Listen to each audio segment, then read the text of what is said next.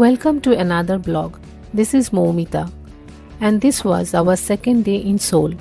We checked into Hotel Mid City in Myeongdong.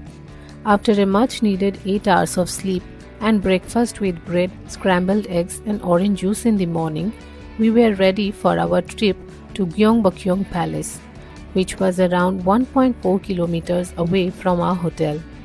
We skipped booking a cab and decided to walk to the palace. As far as my traveling experience goes, walking in a new city is one of the best things you can do. It allows you to meet new faces and observe and explore your surroundings better. Although the temperature was slowly rising, the weather, thanks to the cool morning breeze, was still suitable for a walk. And after 10 minutes of walking from our hotel, we reached the Changgyecheon stream. I recently watched the K-drama Love Struck in the City on Netflix, where the stream appeared several times. It took me no time to recognize the place. This 5.4 kilometers long stream used to be a sewer during the Joseon dynasty, which in the later years was covered with concrete due to sanitization issues and was used as a highway. The Changgyecheon stream finally underwent restoration and became an ecological park in 2005. This shows that if you channel your efforts in the right direction, you can turn even a sewer into a beautiful tourist attraction. And this attitude was visible throughout South Korea.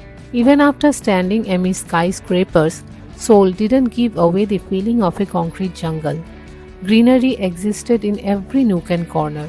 The role of nature was not ignored even when people moved at jet speed and took South Korea to the position of a developed country from a developing one after the Korean War with its northern counterpart. However, the path of progress didn't make South Korea forget its roots.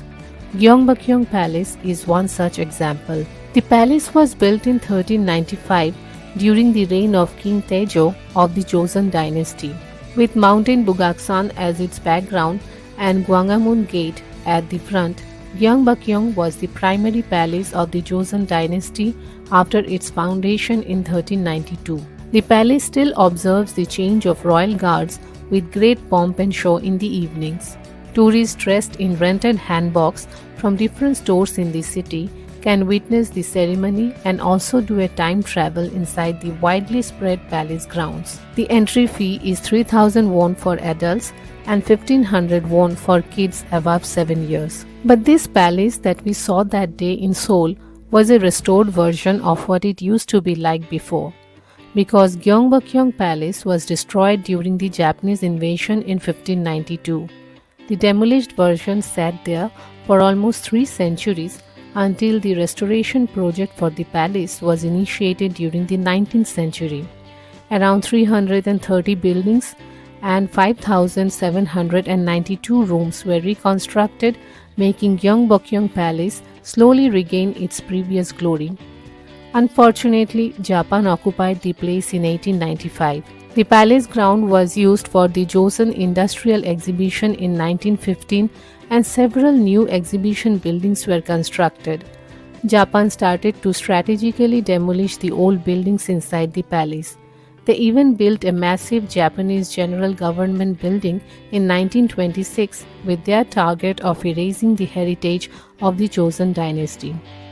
However, the Japanese General Government building was demolished in 1995, and in the initiative planned by the South Korean government to restructure the buildings destroyed under Japanese rule, Gyeongbokgung Palace underwent restoration for the second time. Although the restoration work is still in progress, but Gyeongbokgung Palace holds a special place in the travel itinerary of the tourists and locals in Seoul. The palace reminded me one more time that nothing is permanent in this world, be it the royals like the Joseon dynasty or the colonial strength like Japan. If we want to have a peaceful existence in this beautiful world, we need to join hands together with humility and work towards a better future for the next generation. Dominance and ego will always take us to the path of destruction. After our time travel inside the Gyeongbokgung Palace, we stepped into modern Seoul again. Our destination was Bakcheon Hanok village.